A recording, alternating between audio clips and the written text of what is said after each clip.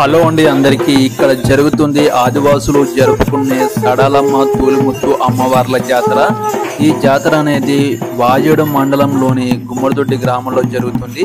ఈ జాతర జరుపుకునే వాళ్ళు ఐదో గట్టుకు సంబంధించిన రాయబండాని రాజులు ఈ జాతరని జరపడం జరుగుతుంది।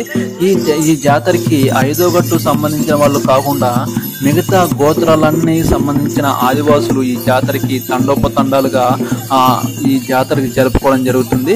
ఈ జాతరకి ప్రతి ఒక్కరు ఈ జాతరకి ప్రతి ఒక్కరు వచ్చి వాళ్ళ మొక్కులు తీర్చుకోవడం జరుగుతుంది। వాళ్ళ నమ్మకం ఏంటంటే ఇక్కడ ఏది అనుకుంటే అది జరుగుతుంది కాబట్టి ఇక్కడ మొక్కులు అనేది తీర్చుకోవడం ఎక్కువ జరుగుతుంది।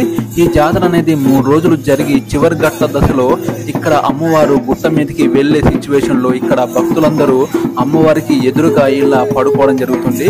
వాళ్ళ మీద నుంచి అమ్మవారు నడుచుకుంటూ గుట్ట మీదకి వెళ్లే సిచ్యువేషన్ లో ఇలా భక్తులందరూ అమ్మవారికి ఎదురుగా పడుకోవడం జరుగుతుంది। అమ్మవారు ఆ భక్తుల మీద నుంచి దాటుకొని వెళ్ళడం వల్ల వాళ్ళకున్న కష్టాలు సర్వరోగాలు అన్ని సర్వనాశనం అయిపోయి మంచి జరుగుతుందనే వాళ్ళ ఆలోచనతో అమ్మవారు వస్తున్నప్పుడు అమ్మవారికి ఎదురుగా వాళ్ళు కింద పడుకోవడం జరుగుతుంది।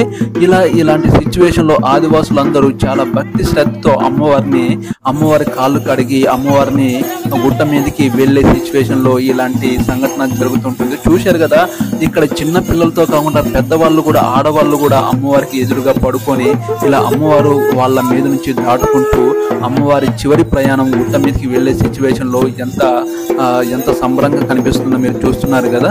ఆదివాసులు జరుపుకుంటున్న జాతరలలో సడలమ్మ జాతర చాలా శక్తివంతమైన పవర్ఫుల్ గా జాతర అనేది పేరు పొందింది। ఇక్కడ భక్తులందరూ వాళ్ళు కోరుకున్న కోరికలు ఖచ్చితంగా నెరవేరుతాయని వాళ్ళ విశ్వాసంతో నమ్మకంతో ఇక్కడ జాతర అనేది జరుపుకుంటూ వాళ్ళ మొక్కులు తీర్చుకోవడం జరుగుతుంది। ఇక్కడ ఐదో గట్టు సంబంధించిన వాళ్ళు కాకుండా మిగతా గోత్రాలకు సంబంధించిన వాళ్ళు కూడా ఈ సడలమ్మ శక్తివంతమైన అమ్మవారి జాతరని చాలా పవర్ఫుల్ గా చాలా భక్తి శ్రద్ధలతో ఇక్కడ జరుపుకోవడం చూస్తున్నారు కదా। ఇక్కడ మనము ఆదివాసులు జరుపుకుంటున్న సమ్మక్క సారక్క జాతర కంటే ఈ సడలమ్మ జాతర అనేది చాలా పవర్ఫుల్ గా అమ్మవారిగా పేరు పొందింది। మీరు ఎవరైనా సరే అమ్మవారికి మొక్కులు ఇవ్వండి, మీరు అనుకున్నది ఖచ్చితంగా జరుగుతుంది। ఈ వీడియోకి ఒక లైక్ చేయండి, నా ఛానల్ని సబ్స్క్రైబ్ చేయండి ప్లీజ్।